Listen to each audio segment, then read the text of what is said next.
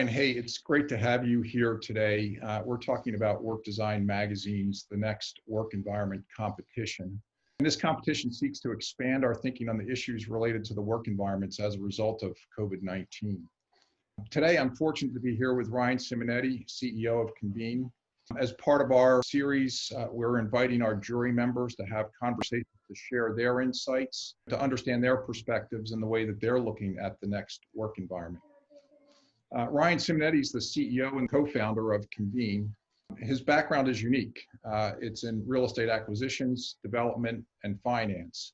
Ryan co-founded Convene in 2009 with the intention of disrupting the commercial real estate industry and transforming the workplace experience by capitalizing on the converging trends of real estate, technology, and hospitality. His vision is to infuse hotel-style services into meetings, events, and flexible office space.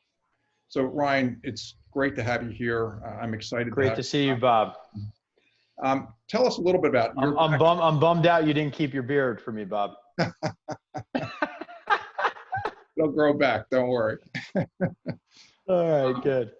But tell us a little bit about your background and what you're doing and what's going on at Convene.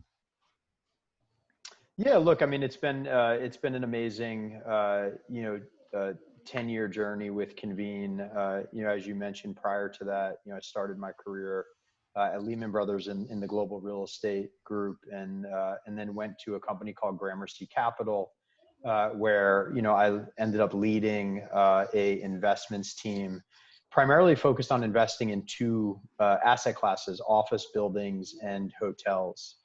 And that was when I came up with the idea of, well, what if you kind of merge those two things together? And we're really able to think more like a hotelier and leverage the power of design, of technology, of really focusing on human experience. And if you did that, could you actually fundamentally increase the value of office assets? And as you can hear, working from home is tough when you got the little kiddos in the background. That's okay. It goes with the dogs and the lawnmowers. So exactly. And look, I mean, as I said, it's been such an incredible journey with Convene, and really, I think pioneering to some extent the integration of amenities and hospitality into an office environment. We now have 33 locations across 6 cities. We're in the process of expanding into the UK. About 1 million square feet of the space that we manage is, as you mentioned, kind of dedicated meeting and high touch conferencing space. And then the rest is our flexible workspace product. And so in total, we're managing, almost a little bit over 1.5 million square feet around the country. And I think have a really interesting view into some of the macro trends that have been playing out for a long time. And when I think about this crisis, I really think about it as the great acceleration. And a lot of trends that we've been collectively, I think, observing for a very long time are really accelerating. And I think there's a tremendous amount of excitement and opportunity in that. As tough as this has been to go through as a company, it's obviously been a devastating kind of 90 days as we work our way through this crisis. But I remain extremely optimistic. Yeah, let me ask about our future. A question about, how has the coronavirus affected you and your business? Yeah, look, I mean, this has been, I lived through the 2008 and 2009 financial crisis. We actually started Convene in the middle of that back in 2009, and this is unlike anything that I've ever seen. The complexity of this crisis on so many levels, most importantly, I think on a human level, and seeing so many people suffering, not just from a health perspective, but also, I think from the uncertainty, the isolation, and what I believe will be, a growing economic crisis, which I think is really just starting to play itself out. So it's been a tough journey. I mean, do you see any positive things coming out of this that you expect to take or carry forward? Look, I'd say on a personal, on a human level, as a founder and a CEO, having run really, really hard for the last 10 years, the moment to kind of take a step back, enjoy the time with my family and my kids, I think on a personal level has been, an absolute blessing. I think getting to know people in a different way through kind of working at home. There's no at work persona and an at home persona. And I think it's actually brought a level of authenticity and genuineness that I've actually really, really appreciated. From a business perspective, I see a ton of opportunity. The entrepreneur in me is seeing really kind of opportunity everywhere.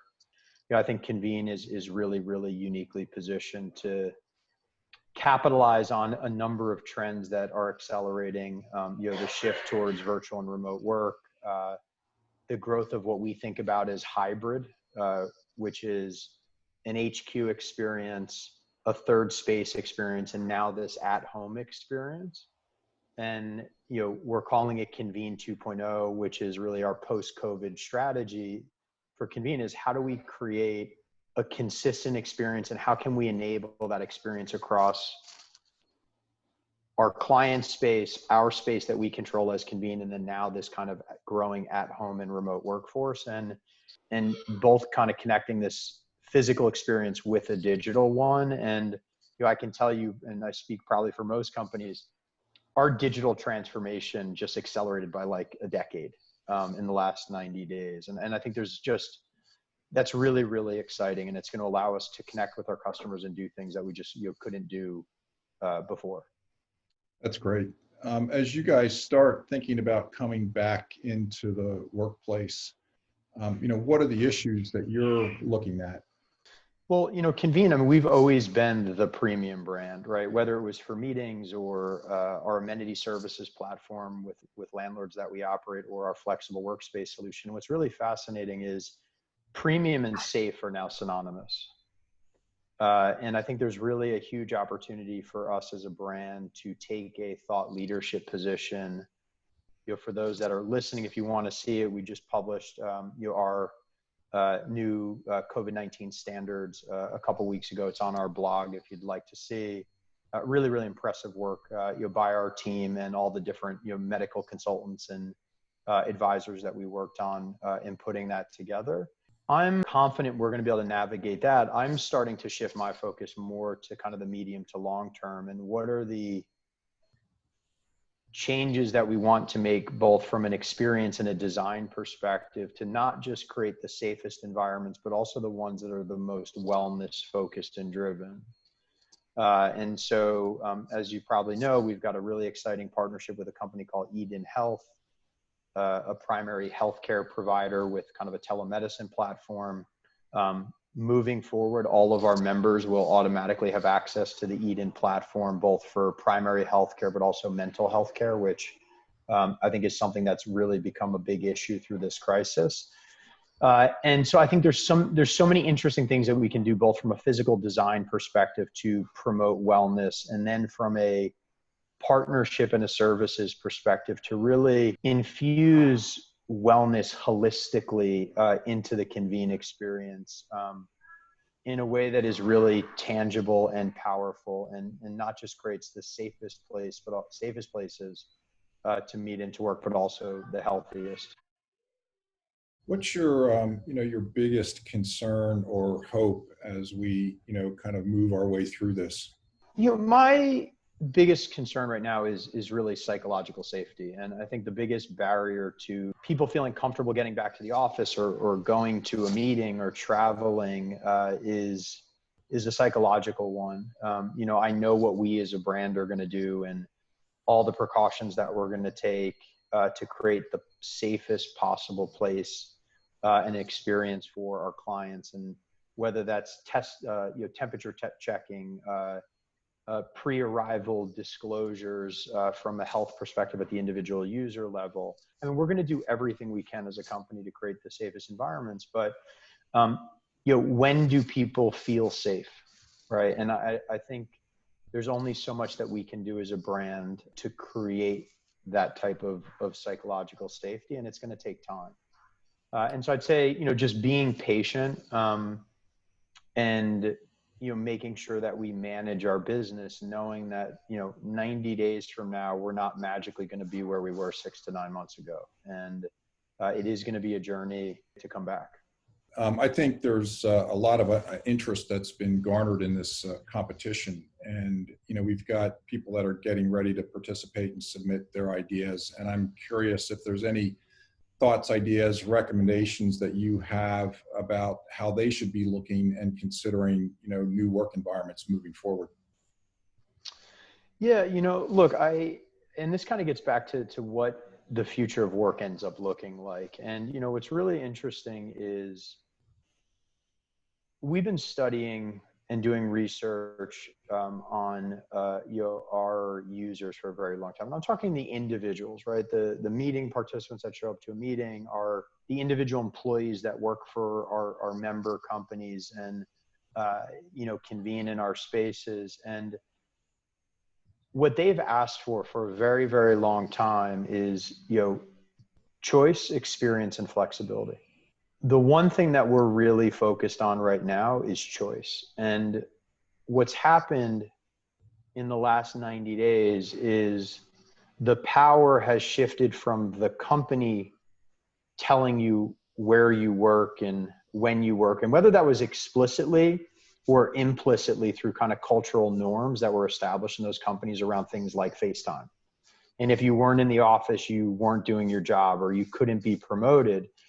And I think what's happened in the last 70 plus days is the power is now in the hands of the individual for the foreseeable future. I mean, I cannot envision a CEO of any company. I mean, I know what we're doing as a company, and it's an opt-in model, right? I mean, the individual is now going to get to choose, where they work, when do they come to the office, which spaces do they like to work in, and how does that choice manifest itself across the HQ experience, and what does the new HQ actually have to look and feel like to convince people that they should be back in the office?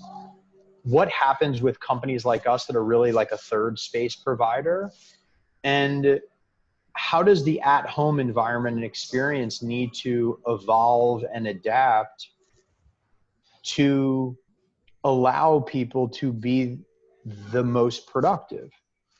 And across each of those three distributed kind of channels, your office, HQ, a convened kind of third space, or at home, how do you deliver the best day at work regardless of where somebody is? And I think there's so much innovation to be had there, not just from a design perspective, but from a technology and a services and a hospitality and a human perspective, that there's something there that is, I think, really worth exploring and trying to figure out. There's been a much greater acceptance of the technology and acceptance of people working remotely now that is going to be carried forward, the whole concept of how we put our workplaces together. So Ryan, this has been great. I'm excited to have you participate on this jury. I can't wait. A lot of great ideas. Yep. I'm looking forward to. I'd prefer to be, I guess it's judge and jury in this instance, right then, Bob?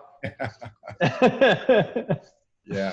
Well, look, I'm super excited, to be a part of it. And, as always, thanks so much for, being a leader in this industry, and you're really always being focused on and driving innovation. We need innovation more today than we ever have in the past. And, I think you innovate your way out of crises like this. So, thanks to you for pulling it together, and you're honored and to be a part of it.